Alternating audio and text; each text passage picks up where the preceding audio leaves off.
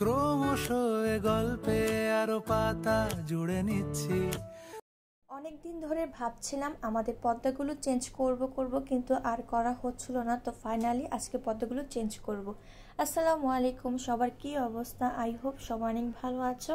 আজকের ভিডিওটা থাকবে কিভাবে আমি ঘরটা সুন্দরভাবে সাজাই। আর হ্যাঁ, সবাই অবশ্যই পিছনের ব্যাকগ্রাউন্ডটা স্কিপ করবেন, কারণ পিছনে খুব অগোছালোভাবে ছিল। সানায়া আমার সামনে বসে দেখছিল আমি কি কাজ করছিলাম। কয়েক মাস ধরে ভাবছিলাম আমাদের পর্দাগুলো চেঞ্জ করার দরকার। তো ফাইনালি আজকে পর্দাগুলো নিয়ে আসছিলাম। এই পর্দাগুলো ছিল আমাদের আগে লাগানো, তো আজকে আমরা এগুলো চেঞ্জ করব। তো এগুলো পরিবর্তনে আজকে আমরা নতুনগুলো লাগাবো। তো ফাইনালি আমাদের নতুন পর্দাগুলো লাগানো কমপ্লিট হয়ে গিয়েছে। আপনারা কমেন্ট করে জানাবেন আমাদের পর্দাগুলো কেমন হয়েছে। তো আজকে আপনাদের সাথে একবার হোম ট্যুর ভিডিও শেয়ার করি। তো সুন্দরভাবে জানলার মধ্যে সুন্দরভাবে দুনো পাশে আমি পর্দাগুলো লাগানো ফেলেছি। অবশ্যই আমাদের আশেপাশে ব্যাকগ্রাউন্ড স্কিপ করবেন।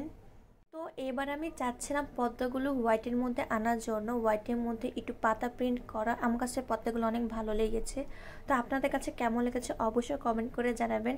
নেক্সট পার্টে আপনাদের শেয়ার করবো সোফা রুম আমি কিভাবে সাজিয়েছি। আজকে ভিডিওটি এই পর্যন্ত। সবাই ভালো থাকবেন, সুস্থ থাকবেন। আল্লাহ হাফিজ।